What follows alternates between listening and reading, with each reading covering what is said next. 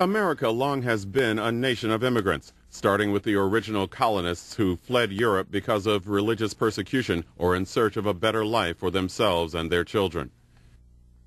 From the country's earliest days, immigrants have integrated themselves successfully into the social, economic, and political life of the United States. Immigration peaked in the early 20th century. Mostly from Europe, these immigrants entered the country mainly through Ellis Island, settling first in New York, then spreading throughout the country. Today, the U.S. welcomes some 1 million new citizens a year, but another 500,000 enter the country illegally. And now there is a record number of illegal residents in this country, some 12 million in all. A popular belief is that the vast majority are low-wage workers who have crossed the border clandestinely. But in fact, an estimated 25 to 40% are people who entered the country legally and overstayed their visas.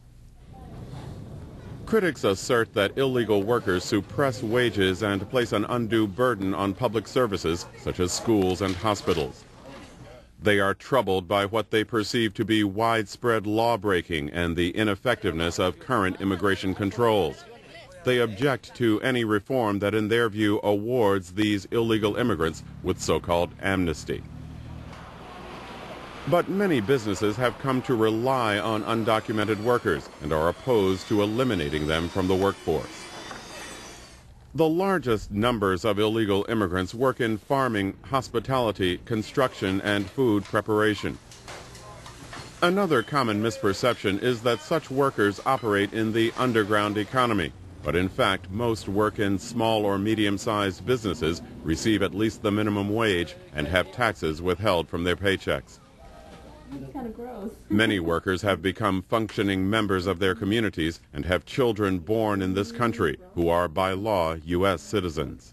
In 1986, President Reagan granted amnesty to illegal immigrants and instituted sanctions on employers who did not properly check a worker's immigration status.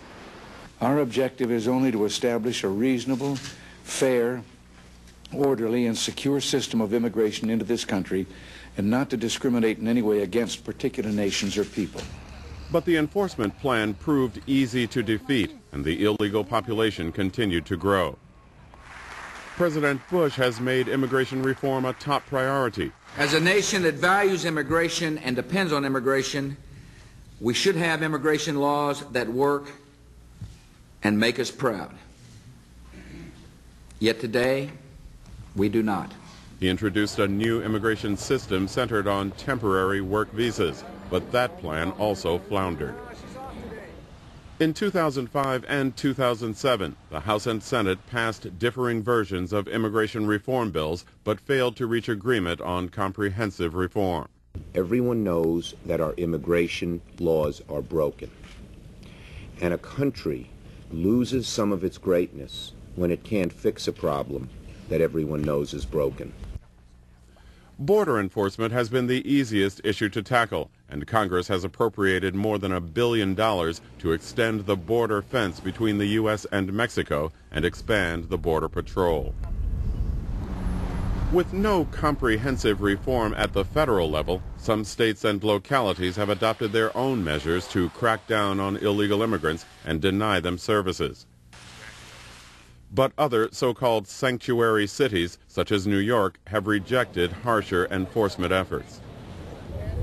Any solution to the illegal immigration issue must broadly address three areas: enforcement, revisions to legal immigration provisions, and what to do about the estimated 12 million illegal immigrants now living in the U.S.